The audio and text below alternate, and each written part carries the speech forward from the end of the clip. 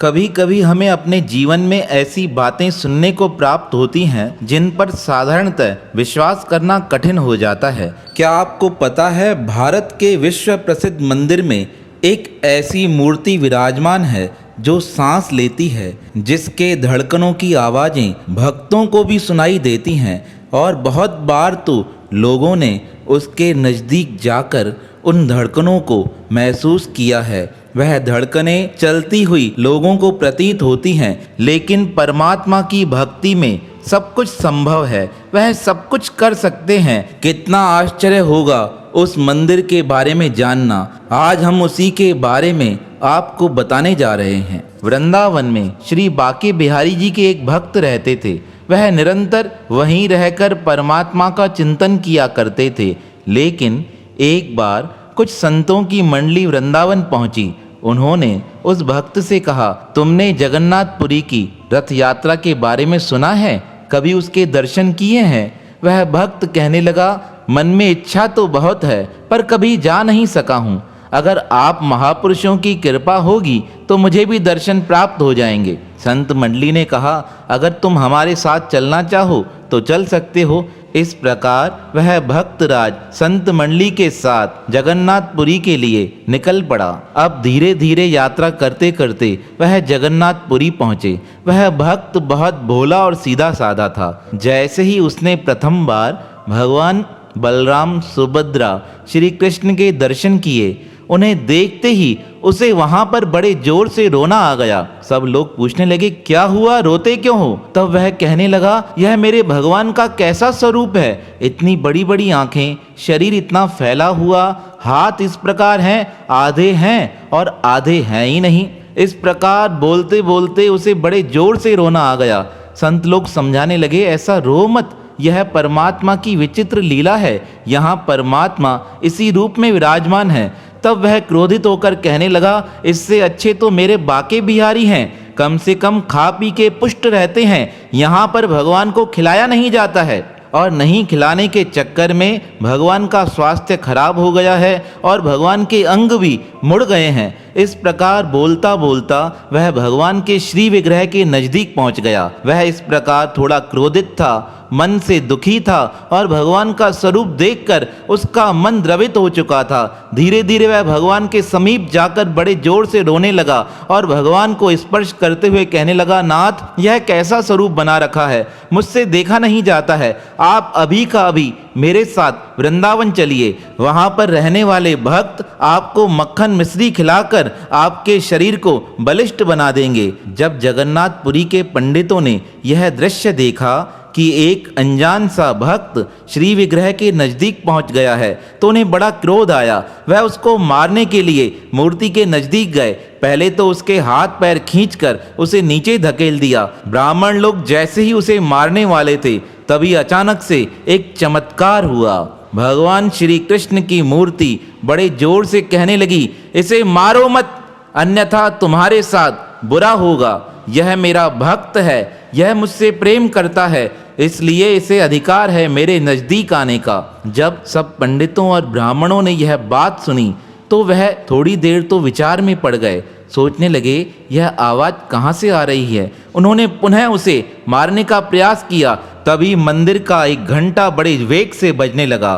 भगवान ने पुनः आदेश देते हुए कहा, तुम मेरा कहना नहीं मान रहे हो, तुम मेरे भक्त को परेशान कर रहे हो। जब दूसरी बार यह आवाज़ हुई, कहते हैं ब्राह्मण भयभीत हो गए, वह पीछे हट गए। अब वह भक्त पुनः भगवान के नज़दीक जाकर प्रार्थना कर कहने लगा, हे नाथ, यह आपने कैसा स्वरूप बना रखा है। हमारे वृंदावन में तो आप किस प्रकार मोर मुकुटधारी हैं। आपके चरणों के नज़दीक ही अनेक भोग पड़े रहते हैं। आप वहाँ व्यंजनों को खाकर बड़े प्रसन्न और हष्ट पुष्ट रहते हैं। यहाँ तो ऐसा प्रतीत हो रहा है कि आपको खिलाया ही नहीं जाता है, इसलिए आपका शरीर पूर्ण रूप से विकसित नहीं हो पाया है।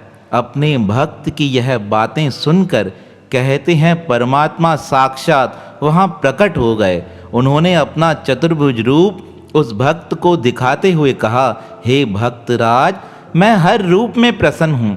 मैं यहाँ भी उतना ही प्रसन्न हूँ जितना वृंदावन में हूँ। मैं तो भक्तों के प्रेम पर रीझ जाता हूँ। यह तुम्हारा प्रेम है, इसलिए मैं यहाँ प्रकट हो गया हूँ। हे भक्तराज, अब तुम वृंदावन जाकर पुनः मेरी सेवा करो। वह भक्त कहने लगा, महाराज मैं तो आपको लेकर ही जाऊंगा, अन्यथा मैं यहीं अपने प्राण त्याग दूंगा। जब भक्त ने इस प्रकार जिद की, कहते हैं तब जगन्नाथपुरी के पंडित भगवान से विनय करने लगे, हे नाथ, आपने इसे कृपा कर अपना स्वरूप दिखाया है, हमें भी अपना दर्शन दिखाइए। तब भगवान कहने लगे, इसका मन निर्मल है, इसका मन सच्चा है, तभी मैं इसके सामने प्रत्यक्ष आया हूँ। जिसका मन निर्मल नहीं होता है, जो औरों में मुझे नहीं देखता है, मैं उसके समक्ष कभी प्रकट नहीं होता हूँ। तब वह सारे ब्राह्मण श्रद्धा भाव से भगवान से विनती करने लगे, हे नाथ, आप हमें छोड़ के नहीं जाइएगा। भगवान ने कहा, आप चिंता न करें, मैं यह स्थान छोड़कर कभी नहीं जाऊंगा, मैं सदैव आपके पास रहूंगा। पर मैं तुम सबको भी यह प्रेरणा देता हूँ, जो भक्त यहाँ पर आए आप उसके साथ प्रेम से व्यवहार करें, क्योंकि यहाँ जो मेरा रूप है उस रूप में मेरे दोनों हाथ खुले हुए हैं। मैं अपने भक्तों को यही इशारा करता हूँ, आओ और मुझे हृदय से लगा लो। जो मुझे हृदय से लगाता है, मैं उसे भी अपने हृदय से लगा लेता हूँ। यही मेरे इस स्वरूप का गहरा रहस्य है। जब भक्त राज ने जगन्नाथपुरी के विग्रह का यह रहस्य समझा, तब वह भगवान के चरणों में प्रणाम कर कहने लगा, हे नाथ, मुझसे भूल हुई है, मेरी भूल के कारण आपको क्रोधित होना पड़ा, मुझे क्षमा करो हे नाथ, मुझे क्षमा करो। तब भगवान ने कहा, तुम ऐसा क्यों कहते हो? तुम जैसे सच्चे सेवकों के प्रति तो मैं निरंतर उपस्थित रहता हूँ। कहते हैं इस प्रकार अपने भक्त को आशीर्वाद दे। भगवान वहाँ से अंतर ध्यान हो गए। तो विश्व का यह ऐसा स्थान है जहाँ भगवान स्वयं साक्षात रूप में विराजमान रहते हैं। इसलिए भगवान श्री जगन्नाथपुरी के इस मंदिर को संपूर्ण विश्व में जागृत मंदिर के रूप में जाना जाता है। इस मंदिर की अनेक विशेषताएं इसका महत्व और अधिक बढ़ा देती हैं। मंदिर के एक स्थान पर सिंह द्वार है। कहा जाता है उस सिंह द्वार में जैसे ही भक्त कदम रखते हैं, कदम रखते ही बाहर जो समुद्र का शोर है वह कानों में आना बंद हो जाता है, और जैसे ही वह भक्त पुनः मंदिर से निकलते समय सिंह द्वार से कदम बाहर रखते हैं, बाहर आते ही पुनः वह शोर कानों में आना प्रारंभ हो जाता है। कितनी अलौकिक बात है। एक कदम अंदर रखते ही समुद्र का शोर गायब, और एक कदम बाहर रखते ही समुद्र का शोर पुनः प्रारंभ हो जाता है। ज्यादातर मंदिरों के शिखर पर पक्षी बैठे और उड़ते दिखाई देंगे, लेकिन जगन्नाथपुरी मंदिर पर कोई भी पक्षी गुजरता नहीं है।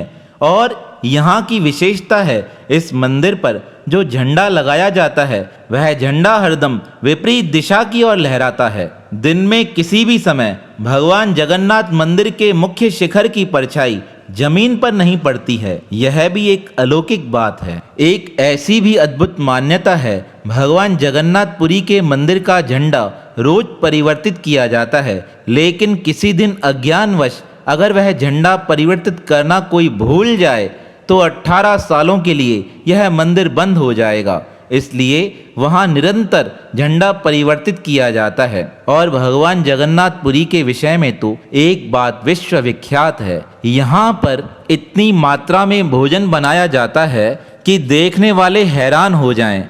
हम तो इसे प्रत्यक्ष देखकर आए हैं। कहते हैं लकड़ी के माध्यम से भोजन बनाया जाता है और मिट्टी के मटकों में होता है, और एक मटके के ऊपर 7 मटके रखे जाते हैं। लेकिन चमत्कार अब होता है जब खाना बनकर तैयार होता है तो सबसे पहले खाना बनता है ऊपर वाले मटके का, और जो सबसे नीचे होता है उसमें सबसे अंत में खाना बनकर तैयार होता है ना अद्भुत बात। इस प्रकार 700 बर्तनों में भोजन पकाया जाता है, और वह 700 बर्तनों का भोग परमात्मा को लगाने के बाद भक्तों में बांट दिया जाता है। जब तक मंदिर खुला रहता है तब तक भोग बंटता रहता है, और जैसे ही मंदिर बंद होता है कहते हैं भोग स्वतः ही समाप्त हो जाता है। यह भी परमात्मा की एक विचित्र लीला है। और जब जगन्नाथपुरी की रथ यात्रा निकाली जाती है उसके विषय में एक बड़ा ही रोचक रहस्य सब लोगों के द्वारा सुनने को प्राप्त होता है।